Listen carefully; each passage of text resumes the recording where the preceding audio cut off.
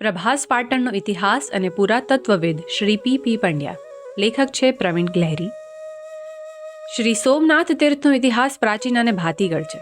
આજે આપણે સ્કંદ પુરાણના પ્રકરણોમાંથી, દેશ વિદેશના ઇતિહાસકારોના વર્ણનમાંથી, શિલાલેખોમાંથી અને પરંપરાગત લોકવાર્તાઓ મારફત સોમનાથના ઇતિહાસની કડીઓ મેળવવાનો પ્રયાસ કરીએ છીએ.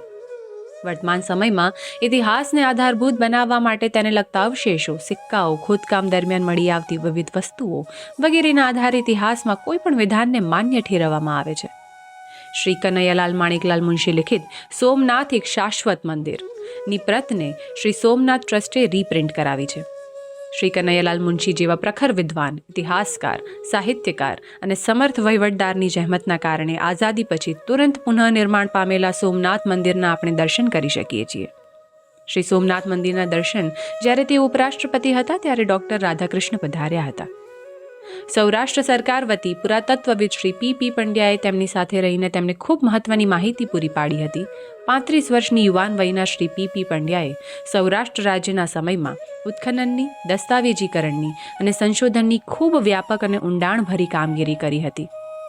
પ્રભાસ પાટણની આસપાસના ટીંબાઓનું હિરણ નદીના કિનારે અને નગરાના ટીંબાના ઉત્ખનન દ્વારા ઈસવીસન પૂર્વે 1200 થી 6ઠ્ઠી સદી સુધીના સાંસ્કૃતિક ઇતિહાસની સળંગ કડીઓ પ્રગટ કરી હતી. આ ઉત્ખનન દ્વારા પ્રાગ મૌર્ય અને મૌર્યકાલીન સંસ્કૃતિના અવશેષો, તે સમય પછીના ઇન્ડો-ગ્રીક, ક્ષત્રપ અને ગુપ્તકાલીન સંસ્કૃતિના અવશેષો મળ્યા હતા.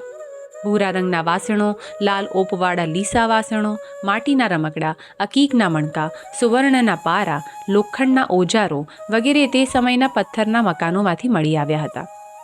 કુમારગુપ્તના સિક્કા પણ પ્રાપ્ત થયા હતા.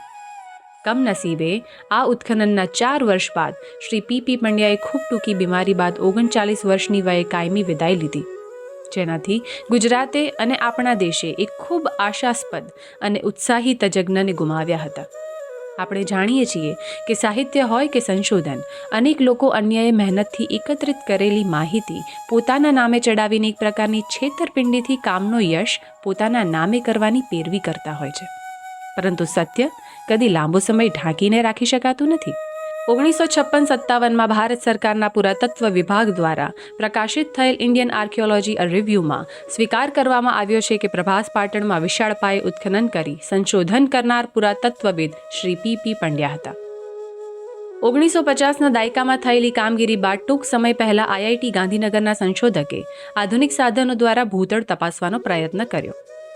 હકીકતમાં 2013માં રચાયેલ ગીર સોમનાથ જિલ્લામાં અનેક સ્થળોએ મહામૂલો વારસો ઢંકાઈને પડી રહ્યો છે. શ્રી સોમનાથ ટ્રસ્ટના પ્રયત્નથી બુદ્ધિસ્ટ ગુફાઓ પ્રકાશમાં આવી, કારણ કે આપણા લોકપ્રિય અને કાર્યદક્ષ વડાપ્રધાને આ બાબતે અંગત રસ લઈને શ્રી સોમનાથ અને બુદ્ધ ધર્મ વિશે વિસ્તૃત અભ્યાસ કરવા માટે સૂચના આપી હતી.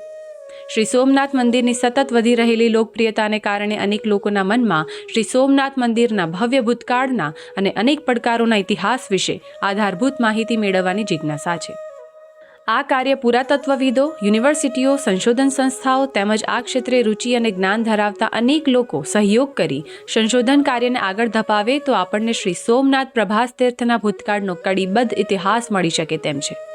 શ્રી સોમનાથ અંગે ઐતિહાસિક નવલકથાઓ અને અન્ય પુસ્તકો પ્રકાશિત થવા માંડ્યા છે. ત્યારે શ્રી સોમનાથ ટ્રસ્ટને લગતી અનેક બાબતોમાં આધારભૂત સંશોધન કરી શકે તેવા તજજ્ઞોની ઓળખ કરી તેમની સેવાનો લાભ આ કામમાં મળે તે જોવું જરૂરી છે. સંસ્કૃત સાહિત્યમાં સોમનાથ નામના સંશોધન ગ્રંથમાં અનેકવાર વિવિધ સમયે થયેલ શ્રી સોમનાથના ઉલ્લેખને આધારભૂત રીતે ડૉક્ટર મણિભાઈ પ્રજાપતિએ રજૂ કરેલ છે. શ્રી સોમનાથ ટ્રસ્ટના ટ્રસ્ટી તથા સંસ્કૃત અને ઇતિહાસના તજજ્ઞ શ્રી જીવણલાલ પરમાર, જે નિવૃત્ત પ્રાધ્યાપક છે, એમના દ્વારા ગહન અભ્યાસ બાદ યાત્રિકો માટે માર્ગદર્શિકા સહિત અનેક સંશોધન લેખો તૈયાર કરવામાં આવ્યા છે, જેને સોમનાથ વર્તમાનમાં સમયાંતરે પ્રસિદ્ધ કરવામાં આવ્યા છે. આ અંગેના પુસ્તકો પણ શ્રી સોમનાથ ટ્રસ્ટ દ્વારા પ્રકાશિત કરવામાં આવ્યા છે.